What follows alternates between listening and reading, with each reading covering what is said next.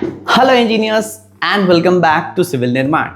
See, if you are designing column using STAAD and RCDC and getting different reinforcement results, stop right there because this difference can completely change your construction cost. See, every structural engineer has faced this confusion while using these two softwares and I got many queries on this. So thought to provide a solution for this. See, same model, same loads, same material, but STAAD gives one reinforcement and RCDC gives another. Now you might even wonder, did I make any mistake in modeling? So don't worry, the issue isn't in your design, it's in the design philosophy each software use. So let's understand how these both software utilize their philosophy in design. So let's first start with this particular example where I have taken the STAAD output. So let's understand this. Let's say for this particular column 403, we have got the same parameter in both the softwares. Concrete grade, steel grade, effective length, clear cover, everything is identical. But what about the reinforcement? Now, if you see the results, STAAD says 14 bars of 25 mm while RCDC says 14 bars of 20 mm. Now, you might have questioned that why this difference. So let's understand the logic behind their design. Let's understand STAAD's design logic. See, STAAD designs column using the moment interaction approach from clause 39.6 of IS 456. See, it checks the bending moment about both the local axes, that is your My and Mz, individually. Then it calculates the interaction ratio using the equation from IS 456 to ensure strength under combined axial load and biaxial bending. See, in our example,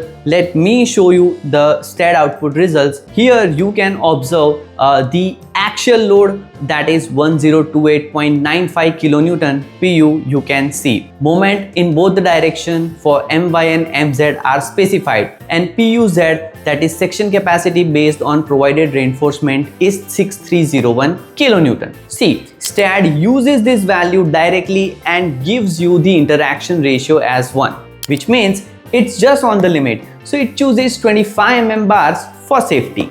Now let's understand the RCDC's design logic. But see, RCDC uses a slight different and smarter approach. RCDC calculates the resultant moment using following formula. So in our case, the resultant moment is, as per this calculation, it is 434.4 kilonewton into meter. Then it checks this against a 3D interaction surface, that is your PM diagram for this particular given column section. See, for our column 600 mm dia with 14 bars of 20 mm, the capacity from the diagram is 456.81 kilonewton into meter. And hence, if you work out the interaction ratio, you will get the value as 434.4 divided by 456.81, you will get as 0.95, which is less than 1. So RCDC says that this design is safe and 14 bars of 20 mm are enough.